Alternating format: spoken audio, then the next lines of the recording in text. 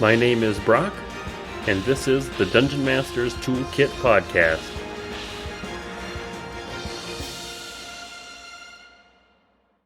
On today's episode, I talked to Databank, and the episode is almost exclusively about running a multi-table D&D guild or Westmarches type game, if you're familiar with the term, so I hope you enjoy the episode. Before we jump into the episode, I just want to thank all of my listeners and give you a few ways that you can help support the podcast. The first way is just by listening to the episode, so congratulations, you're already helping me out. You can also interact with the podcast in any way, like share, all of the usual things. That also greatly helps me out, and it's super easy to do. The next way you can help is by interacting with the community, hanging out in the Discord server, playing or running games on the server, or joining in our design contests that we run. The third way you can help is by being interviewed or letting somebody else know that they should get on the show. All you got to do is contact me via Discord or Twitter or wherever, and we'll get some time scheduled to get you in on an episode. If you're still looking for ways to support the show, you can always use one of the affiliate links in the show notes for any of the RPGs or books that are mentioned. They link to either Amazon or DriveThruRPG, and if you make a sale for anything on one of those sites after using a link, then I get a small percentage of the sales. That's a great way to support the show while also getting something for yourself. And finally, the last way is you can support me on Patreon or buy me a coffee. I will have links in the show notes on where to go for that. And that's just a simple monthly donation to help fund future design competitions and equipment purchases and stuff like that. Thank you again to all of my listeners. I feel like we've been growing a really awesome community here around tabletop role-playing games. And with that, let's jump into the episode. Welcome, everybody. Today I have Databank with me. Welcome. Hello. Why don't you give us a little rundown of how you got started in tabletop role-playing games? So my dad was into D&D from the time that they started releasing pamphlets for D&D. So he was in on the ground floor, and he played all the way through second edition before life basically got in the way to continue. But he DM'd a session for me and my family, and I was kind of okay with it. I got to college, got dragged to D&D by some of my friends, and it was sort of okay, and by the end of it, we had played 5th edition to around level 17 and kind of ended it there. And at that point, I just said, this is not for me, because I was just, I wasn't grasping the mechanics, or even if I wasn't really getting into the game, but I still had some ideas, and I still said, hey, I'd like to DM. So that summer, it was COVID that summer, the first bout of it, so we went entirely online, and I DM'd an entire campaign from about level 1 to level 14 over the summer, leveling up pretty much every week. And I did my best to DM, and I loved it. I wasn't any good at it, but it was a great teaching experience and how I got into D&D in the first place. So I am one of the, instead of being stuck as a perma DM, I am somebody who craves perma DM. I'm playing some characters that I wanted to get out of the way, like I played the least generic fighter human, and I played an illusionist wizard, and now I'm just itching to get back into the driver's seat. Even now, I'm just like, please let me get back. All right. Well, that's kind of a nice problem to have, almost. What about DMing is it that kind of draws you towards that versus being a player? I think it's the storytelling and the fact that people can interact with it. If I play one character, I have to get into that mindset. I have to think about that. But if I'm DMing, I can play, multiple characters. I can tell interesting stories. I don't actually have 50-50 here, but I don't actually have to permanently rely on back and forth between other players, because I am setting the scene, so I know that people will be interested in what I have to say, ironically enough. I don't know if that's why, but it's just something that's drawn me in much more than playing a character. What was it like transitioning from being a player to being a DM? Transitioning from being a player to a DM. Yes. Ironically enough, I'd call that a lot easier because, it would come to my turn. I'd kind of figure out, oh, can I get, maybe I can get advantage here so I can use my sneak attack, and maybe I can hide, or, trying to frustrate that out. But there was so much whenever I got into DMing that it actually that's where I thrived, because, I had to be like, here's what my players can take, here's what they can do, here's how, we grow. I just was very analytically just drawn to everything DMing. I don't think I had a trouble picking it up. If I had a trouble picking up DMing, it would be that I tried to tell stories instead of making a world that my players could tell stories in. Sure. But that's about it. I mean, calculating challenge rating is a bit hard, but if you find a calculator, you should be fine. Yeah, coming up with, what kind of monsters and how difficult encounters can be is a challenge in itself, but also sometimes you can just kind of throw whatever at them and you see they can figure it out, right? Yeah, that was one of the things that brought down the campaign. I threw a CR20 creature at them whenever I should not have. But in general, actually, I really do like that little, placing of monsters, thinking, oh, this one jumps out from behind a rock and it's going to, take a crossbow fire. And they're like, oh my gosh, there's a goblin behind a rock that I didn't see before. And like having interesting terrain, having interesting setup. I actually thrive on monster placement in that sense. So do you use like battle maps and stuff like that when you play? So we use battle maps. Whenever I got started, I was on Roll20 completely online, and I would not recommend completely online to anyone because the first problem is there's an ongoing feeling that you have to draw everything. That you have to always have a good background, that you always have to have this is a city, so it has to look like one. This is a tavern, so it has to look like one. There's a running joke that all of the taverns in the entire country are out of the same IKEA box because I just use the same tavern graphic whenever we go to the tavern. And I think that actually hurts it, because whenever you're in person, you're not going to take time to draw out every little, you're in a tavern, here's a tavern. You're in a king's forum, here's a king's forum. You're not going to draw that out. You're just going to draw out the battle maps and what is, pertinent. But even aside from that, yeah, I guess I find myself too, both as a DM and a player, when we are playing online, which for me is most of the time just based on the players I have are all located in the same area. So when we're online, I do feel like you almost kind of need something to look at, because otherwise you're just kind of staring blankly at a screen, versus if you're at a table, you've got your dice sitting around, and you look at the other players and stuff. If you're not using cameras or anything online, there's just not a lot to look at. So graphics can be good for that, but also, like you said, sometimes you feel like you need to have that. And I completely agree. As a DM, I always am like, I need to have a map for this location, and I need to have, maps for every other location that they could possibly go to, and I need to have graphics of some kind, or for monsters and stuff. Just, you don't necessarily need all of that stuff, but when you're online, it can definitely feel like you do need that. Whenever I'm at, whenever I play with the gaming guild, and whenever I play with them, we don't actually really have any huge gargantuan minis, and the large ones that we do, we have some sort of tentacle monsters, and then like 4 different versions of an ogre. So, you might be like, you see a large hellhound jump out, and you put down the mini of an ogre, because that's all that you have. But it's very strange how on a table that works a lot better versus, online, where, if you aren't finding in a hellhound, it doesn't feel right, because it's so easy to scale it up to be large. Right.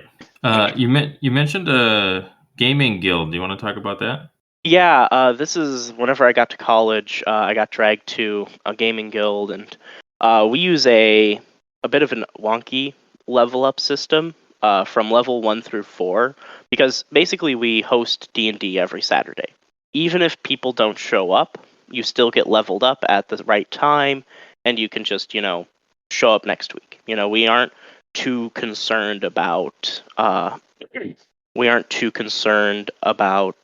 lore or campaigns or ongoing things.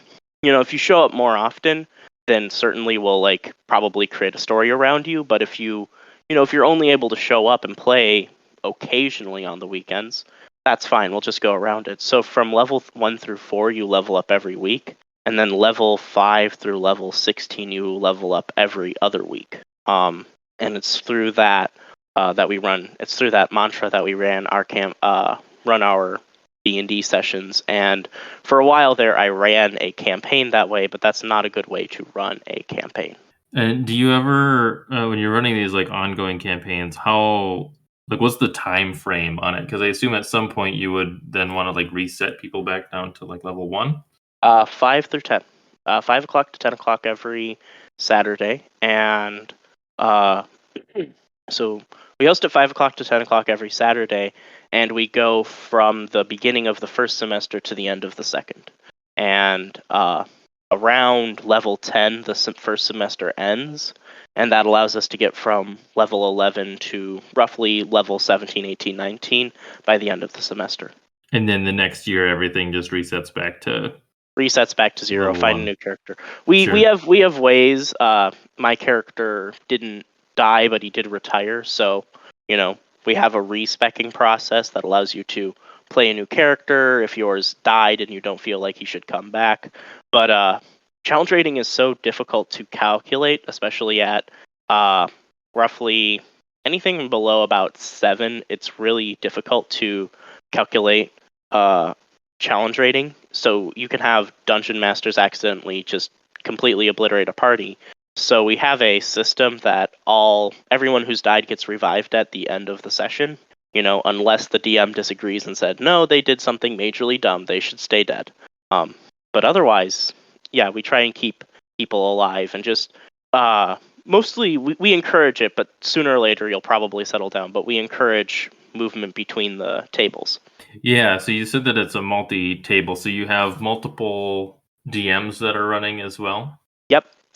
We have, at the moment, it's kind of quieted down to 3 different tables, but I've seen as many as 5. I think we ran once. I've seen as many as 5 different tables going at once, and it's, again, you can move between the tables. You can find a DM that you work really well with. I actually, fun fact, one of the current DMs is under the same issue that I am, where he actually plays 3.5, but whenever it comes to DMing, he prefers to DM 5th edition. He showed up a couple times as a player and said, please let me DM, because he is much more interested in that end than playing. And when you have these multiple tables going, is it each table is kind of doing their own adventure, or is everybody contributing to kind of the same story, or what does that look like? So I would tell you all about it, but then coronavirus hit and shut everything down, and the transfer of information from one generation to the next didn't happen. So I'm taking over. I'm carrying it on, but the old guard never brought me in. So the way that we're running it is every 5 levels, there is a massive intertable session where it's something like defend an island, infiltrate a pirate capital. We did defend a city from plant monsters, what was that one? Defend a city from plant monsters and festival. And right now I'm actually planning the Raze Hell mission, RAZE Hell, because we're all level 16. They can go through and wipe out some archdevils. And so that'll be a collaborative session where all the tables are kind of working together, maybe for the siege or for the infiltration or something. They probably have different objectives that they have to deal with. Exactly that. I've tried to run a 3-table session before. Don't do it. You'll die in the process. But don't run a 3-table session. What we do is we give objectives. It's normally a buffet thing, Hey, we have this thing's objectives, and feel free to go there and check them out. And sometimes, if you succeed on something, it'll make other tasks easier for other tables, or someone may pick up a key that they then, transfer with a note to other tables, which was very fun whenever they did that. And that's mostly how we do world events, which, again, I'm currently working on one to wrap up the year with a huge blowout event. But it's very fun. It's very different, especially because I sometimes, whenever I'm there, I normally DM, literally, so I go from table to table to make sure everything is, not contradicting each themselves, no two people are running the same session at the same time, things like that. It definitely sounds like a lot of fun, and also a lot of planning and coordination to pull off a big session like that, where you have multiple DMs and multiple tables playing kind of through the same scenario. Yeah, it's we prefer doing larger events. If you, but it's also just a way to play. We notify people. I prefer making larger sessions, and it's something that started before me, and something I'm carrying on with it. It really makes sense whenever you have 3 tables, there, that you should bring them together to do the same, hope fight situation. So when you're not doing those big, multi-table sessions, and you just have like a regular week, are they then still kind of doing things that are related to each other, or do the DMs that are running each table kind of have control over what adventure that table sees that week? Based on the notes I found, they're supposed to be doing similar things, but during 2020 to 2021, I was the only DM. I was running about an 8-player table, which I don't really like to do. That's a bit too big for me. And I was the only DM in the room. And I could basically do whatever I want because, we were very small because most people were staying at home at the time. But I think next year we're going to try to, integrate more plots together, do a bit more interweaving. But beyond that, no, pretty much the DMs have full reign over it. I give them a general, up to this point, it's just been taking a section of the Eberron map and giving it to them. But I take a section of that and say, pretend that is the entire world that the setting takes place in, and go nuts. And it normally has some swamps, some mountains, some oceans, so they can kind of play around with it. So you give them a little bit of freedom, but you Mhm. also kind of keep them localized to an area too, so that things are making sense relative Yeah. to some of the other tables. It also, the main thing that it helps with is guild payouts. We have an entire system for people gaining, whenever you mark down that you've come, you gain, a certain amount of gold. We have treasure points for redeeming higher value, really powerful magic items. So we limit them via tier, and then we limit them by a special currency you can't always buy. So that's how we keep most of the game balanced, ironically enough. Yeah, I was gonna ask about that actually, and kind of what freedom the DMs have to give stuff out. So you have so for higher level magic items and stuff, you have a currency that they gain from coming and playing. Do the DMs have also kind of a guideline of this is how much gold they should get per session, or this is stuff like that? These are things that they should find, or is it all handled through some type of a currency system? We have gold payouts that when at the end of the session you'll normally click down that you've been there, and basically we have a bank account that credits it to you for both the currency and the amount, because we don't need DMs. It takes away from planning the rest of the session if we constantly have DMs rolling on a treasure table, or trying to get currencies that work with other tables. So we have a flat payout system that Sure. works a lot better. As for things that DMs can introduce, the one rule that we've kind of stuck with is, if you want to do a creative thing, you've probably read on the internet where someone's like, I have a ring of shrinking and growing, and I shrunk down a bunch of cannonballs, and then I shot them out of a gun, and the ring grows them to gigantic. If you want to do creative things like that, where it's up to the DM, but the acknowledgement is that not all of the DMs will run their table that way. One thing, people will sometimes use action surge to try and get off 2 spells in a turn. And my table rule is you can use it to get off 2 spells in a turn, but don't have them be like, don't go from Finger to Death to Disintegrate. Go from Finger of Death to Scorching Ray or something along those lines. Do a lower level spell, please. Sure. Keep things a little bit more manageable anyways. Mm-hmm. It's probably 5th level or lower, but I might lower that because they'll probably figure out something to make me angry. Players can be pretty crafty, so. Actually, I've been playing as a player recently. Oh boy, the craftiness that I can get up to. My first character was specifically like the anti-min-max. Like, I took a human. I didn't even take a feat at level 0. I had very little. I just kind of leveled him up. But then I got to respec into a wizard. At which point I'm pulling obscure things. I'm writing my own spells. I'm causing all of these problems for him, and it's a lot of fun, in my opinion.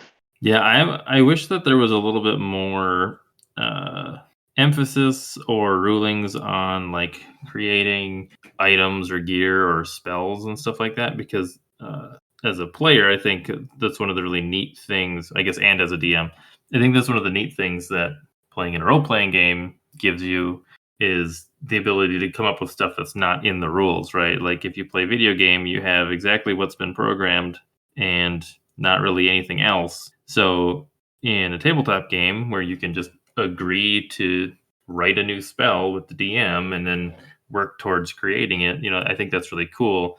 And it's a bummer when there's not a lot of rules around doing something like that, and it can be very DM specific as to what's allowed, for obvious reasons, right? Because coming up with new spells and stuff, if you're a new DM and you don't want to deal with it, then that's great, because that is a lot extra to deal with. It would just be nice if there were some rules that could take some of that burden off of the DM. There are, and they're all hidden in the DMG. The second half of the DMG, I've memorized a lot of the DMG because, for example, mob attacks. If you have 15 creatures attacking one person, there's actually rules in the book about how those creatures hit, how to basically ignore rolls and just presume successful hits. In the book, there's parts. Can you still hear me? I just got a... Yes. Hello? Okay. Yep, I can hear you. There are actually rules in the book about how to get around that. There's rules in the back of the book about creating spells or using a spell point system instead. There's an entirety back there. If I had one, I'd pick it up and flip through it and name the pages. But yeah, I recommend that because it actually lists off the damage that you should do, relatively speaking, for one creature versus multiple creatures. It's a huge help. I've been using it pretty recently as I, of course, create my spells. But that is there is elements to that. But I agree wholeheartedly that people should be creating more. The one that I made was a juggling knife thrower. That was my character, and so not only did I have to spend a lot of gold on each individual, if I got a +1 weapon, I couldn't get +1 ammunition for knives. So I would have to buy a +1 dagger separately from a +2 dagger separately from a +3 dagger. So during which, thankfully, our DM gave us downtime, which is something I talked to DMs about. Hey, give your players downtime. If they don't want to always go out and hit stuff, maybe they'll want to make something during downtime. And during that downtime, I made a lot of things, but one of the individual magic items was a set of knives that would bounce back to me whenever I snap my fingers, because after you throw a knife, it's gone. It's 20 feet, and you're not exactly going to be able to pick it back up. And with a couple levels in Bard, you're already using your bonus action to inspire other people. Yeah, I like that, especially for a throwing build, because throwing, just based on the rules, always gets a little bit weird. And and difficult, even though it's like kind of a less optimal way to play already? I mean, I I took a couple expertise things, and I would dare my DM to make me roll because I had like something ridiculous in performance and sleight of hand for juggling. But but those came naturally, and I really enjoyed it. I would, and especially at my higher levels, I straight on had a wheel that I would run on top of just to because I couldn't because unicycles aren't real yet. So I would run on top of a wheel, juggling knives and throwing them. And I was a completely ridiculous character, but I loved it because it was a lot of fun. I even took Eldritch Adept, which is I don't need to get into my character because this is a whole sidebar. But the point is that you can create very, very unique characters through processes. And if you run into troubles, like for me, I was finding that, I'm not able to overcome magic resistance. Everybody was able to overcome magic resistance. And I was stuck here pinging it with knives that is probably just ignoring, despite my +2 to damage. So I had to, take time out, overcome that, ask my DM very nicely, hey, can I enchant these things? And I really enjoyed that. Well, it's awesome that your DM allowed you to do that too, because that build sounds just really unique and fun to play. Oh yeah, try it sometime. It'll annoy because I think the reason I annoyed him is because at lower levels I would use my bonus action because I didn't really have a bonus action at the time because I still didn't hit level 3, and it's level I get up to level 11 in fighter and 4 levels in bard. Is kind of where I stopped because that is a very nice amount. I like that, but since I didn't really have a bonus action, I would just use my bonus action to pull more knives out and juggle even more knives. uh, and because I could action search, I could do so much on my turn. And every single time my DM looked at me, he would let out a long sigh, and I would rub my hands in glee. Anyway, I just like the imagery of a bard that's like juggling knives and then just whipping them at people. oh yeah, that was my character. Oh, and he also wore the jester, the cliche jester getup, nice. which is why I couldn't wear actual armor underneath that, so I had to get mage armor, which is a whole nother debacle in and of itself. Anyway, I want to actually roll back a little bit to your D&D guild that you were talking about. You mentioned that you have like a currency system for the players and how they are purchasing things. Do you have is there like a certain like piece of software or a tool or something that you're using to keep track of all of that? Who's here and that's it. It's just Google Sheets. Just because you can do a lot of things in that. And actually, very recently, we've talked about adding some things in, taking out others. When I do, we have a DM's council, as we call it. Me and the other DM's council, we just sit there staring at the page because you know how awfully complicated that Excel spreadsheets can get if you're using the plus row 2 plus thing 5 RC 6, And anytime you so much as add a row, you look to make sure nothing is dyed. It's it's one of those situations where, yes, we do have an Excel spreadsheet about that. It's the NDSU Gaming Guild. You can probably find us online, and you can go check it out and make a copy for yourself. Because if I knew how it worked, I would tell you, but I don't. So we'll just assume black magic. But the basic gist of it is they mark down whatever they show up. If they show up for a session, we usually go 2 sessions per level, about 5 and onward. So, 5.5, 6, 6.5 because they missed a week, whatever. Sure. You just mark that down, and then on the right-hand side there will be total gold and total treasure points. And treasure points are our currency to buy stuff. So, and then you can mark down how much gold you've spent and how many treasure points you've spent. Okay. So then do they just have access to that sheet and they can go in and update like after they've purchased something and they fill out their attendance and everything? Yeah, we prefer them to, write it down. Like you can look at that sheet at any time, but you can't edit it at any time. But it's a very nice sheet. I think the people who made this were very inspired by Adventurers League, which I unfortunately don't know enough about yet, but I'm looking into in general. Uh, but it's the system of, creating a character, passing them around. There's a section in Xanathars called Shared Campaign Rules, which is what we use whenever we're DMing and such. Yeah, that's how that sheet works. We have an item list. We have rules for the item list. We have a bunch of other stuff that I cannot recall, but we're slowly adding a bunch of items that you can do. Yeah, Excel sheets tend to grow over time, but also, like you said, they're also very powerful in what you can do with them, depending on how you get them set up. So it doesn't sound like it's super complicated. It's just a matter of getting all of that information set up in the sheet and in a way that can be entered. So, No, it's not. It's probably not complicated at all.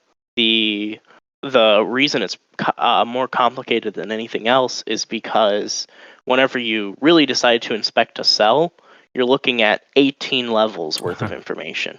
right, because it's pulling data from just all over the place, I'm sure. Yeah, Cool. It sounds the guild sounds a lot like a Westmarches game, if you're familiar. Westmarches. I am West. not familiar with Westmarches.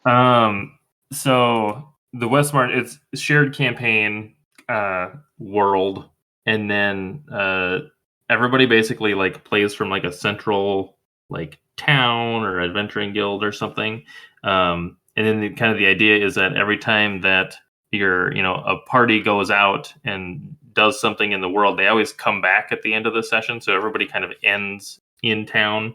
And then the idea is that players can get together and be like, hey, you three guys want to, do a session next week? We'll see if there's a DM available at that time. And then it's kind of like it's supposed to be self-organizing, where the players like figure out what they want to do and then try to work out a time slot with the DM, which is a little bit different because you guys just have like a weekly schedule. But then the idea of everybody is like playing in the same world, but not necessarily together, and people can kind of come and go as it works with their schedules. It sounds very similar to what you guys are doing. Yours just seems like it's maybe a little bit more structured than a Westmarches game would be. Yeah, our I think somewhere our motto is life is complicated and you will miss sessions, and the world is big and there are many one shots to be had. So we kind of just send our players out to go, look through the world, go have fun. It's been very actually interesting this year because I've stepped in for one of my DMs twice now and actually had to work from somebody else's notes, which is a very unique scenario that I haven't done before. When you have these different tables that are playing together, do the players kind of intermingle, and like one week they're with like a couple of people and one DM, and then the next week they're with a different group and a different DM, or do they kind of fall into kind of their own groups where they kind of have like dedicated DMs and party members? They tend to do a bit of both, especially towards the beginning whenever you're trying to, find any sort of DM. You'll just float from table to table to table. Our system actually works. We reward people who don't want to be DMs. If you aren't used to DMing or you don't want to try it out, or even if you aren't always a fan of DMing, we actually have incentives giving them more treasure points if they DM. So we have some incentives built in there. So it's, really encouraged that DMs will be switching out all the time and players will be walking around all the time. But towards a certain end, you'll probably find a DM that you like. And hopefully the DM likes you too. So that, you'll be like, hey, my backstory is that I'm on the run for insulting the king's wife. Could we integrate that into the ongoing story?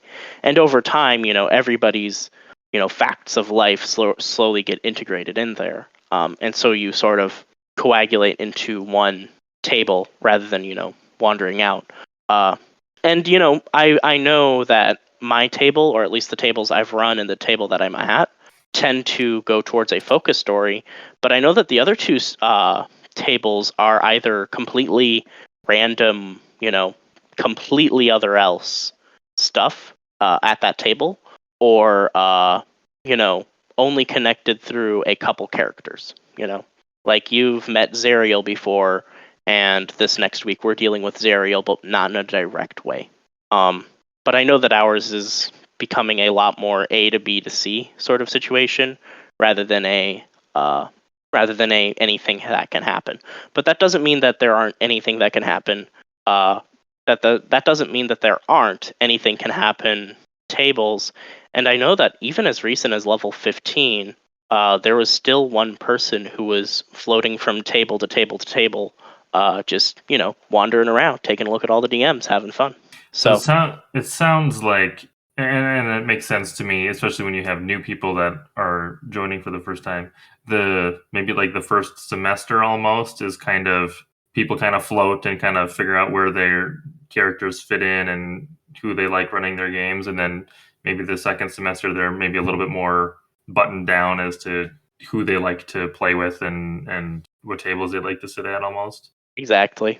And and like I've said, I've never dissed that, and I'm like I said, I'm very I'm very enjoying the DM seat, and right now I just I've been a player. It's been a good time. It's been a good run.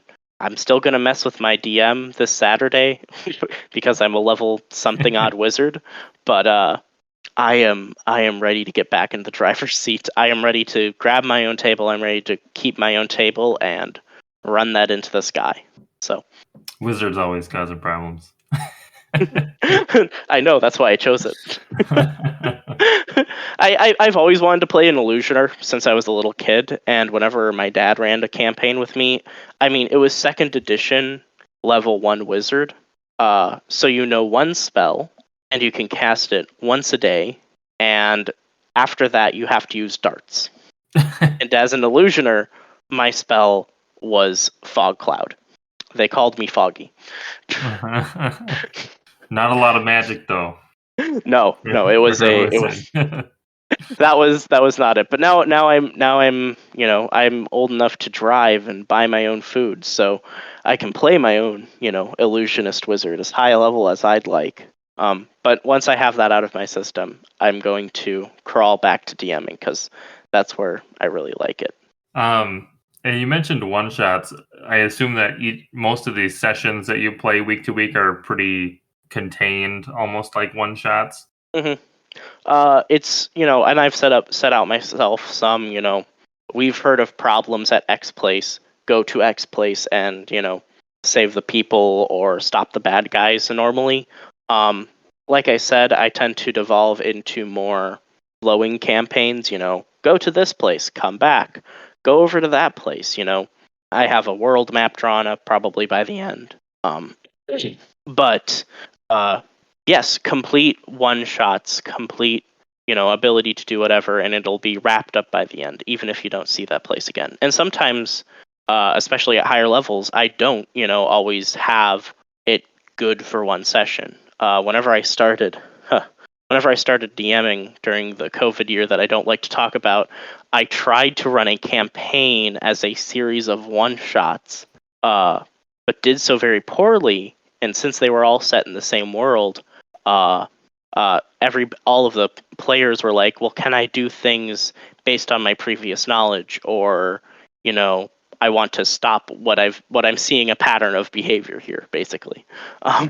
And I think that it's still very hard for me, at least, to run one shots. I prefer campaign style, but yes, everybody runs one shots at the tables. And what does prep look like for one of these sessions? Prep looks different for everyone. I can tell you prep for my style of prep. I can tell you prep for world events, but prep is per everybody. Don't pass them out artifacts is basically the one rule that we have, and not much else. Sure. So they really have free reign as to what's going on besides just handing stuff out to the players, basically? Yeah, they pretty much do. I mean, the only time I found myself guiding a DM as to what to do is whenever they were new. You know, whenever they were new to DMing, I would tell them, well, you'll want to do like a combat and a bit of role play in there and try and balance it out like that. But otherwise, yeah, the DMs know what they're doing and they know how to let players roll and run with these things. You did mention those big sessions again. What does it look like? What goes into prepping for a big multi-table session? So I give them a map. I give the DMs a map. Sometimes I give the players a map. And then it's a list of objectives. The most diverse one was I know that at one point. Actually, I'll start with one that I played, which was a pirates one where we were given 8 pirate captains that we were supposed to assassinate. We were given 3 extra targets: poisoning the wine or the ale supply, blowing up the gunpowder supply, or something about sinking a ship. I don't remember which it was. But those were generally our, go-to. There were 3 little side objectives, and otherwise, find the bad guys, kill them. For writing one, I tend to find a city and a layout and give their locations, like little locations across the map. It's going to be a bit harder this time because I'm doing it in the 9 Rings of Hell, but I should find a way. Basically, they're given a map, locations, and things that are on there, and then side objectives that they might want to complete. The most complex was the festival, where I had roughly 12 festival games that you could play with individual prizes. There were 12 festival games that you could play. There were 5 different missions about taking down the mafia, and there were 5 different missions about or going and sneaking in or infiltrating a mansion run by the Fae. Okay. And it was it was an ordeal to make. So you kind of have that high level idea of like, here's kind of the main points. Then do you hand that over to the DM to kind of fill in the details of like, well, I have this pirate, these 3 pirate captains are kind of mine. So I'm going to go in and fill out more details about what they're like and stuff like that. Or do you flesh some of that out before handing that over? I flesh that out, and I don't give like too much, detail. Like I don't want to give an incredible amount of, because again, I have like 8 of these pirate captains. I'll be like, is mean, swears a lot, has a drinking problem. Try to give them a general idea, but DMs can roll with whatever interpretation they can best do. That is definitely fleshed out in the creation process. I'm trying to get more people to create with me, but those tend to be fleshed out during the creation process. What's the other word I'm trying to say? During other DMs basically allow this as a what would you like to do to the players. They will turn to the players and they will say, here are 8 captains and 3 smaller side objectives. What would you like to do? There's a Fey mansion. There is, we'd like you to take down the mafia if you can. And there is a festival going on. Would you like to play the games at the festival, look at the missions for the against the mafia, or look at the missions for the other thing? And so when you're kind of showing that off to your players, is that kind of like, do all of the tables come together so that they can all see like, okay, I know there's like these 10 things that we can do, and then they kind of like, then do they like separate to be like, this group wants to go take on the mafia and this other group wants to go infiltrate the Fae? Is that kind of how that works, or do each table kind of come together first, or not first, but like individually? I tend to give a table announcement, and then the DMs will take over. We have a system to notify other DMs if that mission is currently taken. So if you're infiltrating into there to steal an object, hello dog. If you're infiltrating in there to steal an object, then you can't take that mission because another table's already taken it. So there is some, hey, you can see these people, or I think there was an entire situation where one table was specifically running interference in the Fey Mansion, and the other one was sneaking in. So they actually got advantage and pulled some guards away because of the problems that they were causing inside. But otherwise, it is tables can choose where to go. The DMs will read them out the choices, and then as tables choose to go to locations, they then decide more so on that. So you kind of like this, table A is doing, this mission and this mission, so we're going to cross those off for everybody else. And then this other table B is doing a couple other things, and once those are done, then they'll mark those off. And then when they're going around, then, these ones have been completed by other groups. Here's what you have left that we can look at. Yeah. No one's going to kill a captain twice, and no one's... I would not recommend killing a captain at the same time. Right. I assumed that you had some sort of a method to just keep those separated so you're not stepping on each other's toes. So that makes sense to just, as they happen, you just mark them as completed or in progress, and then they're kind of locked off from the other players. Yep. It is very fun to do world events. It is very adrenaline pumping, at least for me, because I had to keep track of a lot of tables and make sure nothing was colliding. But it worked out very well. Despite all of the coordination and stuff, the basic premise is pretty simple, and how you're kind of managing everything, which I think sounds like it's helping. Because that is, when you get that many people in a room or a couple of rooms, however you're handling that, and all doing the same thing, and then you've got to kind of be managing, like, hey, this is done, this is done. It sounds like a lot of work just to kind of keep it managed, but I think the way you're keeping it simple sounds like it's running really well, and it sounds like a ton of fun. I haven't even played in, with more than like 4 people, so it would be really cool to get to sit in a room and play while there's like 12 or 15 other people that are also playing, and then also have missions and stuff that are impacting other groups. I think that would just be a fantastic experience.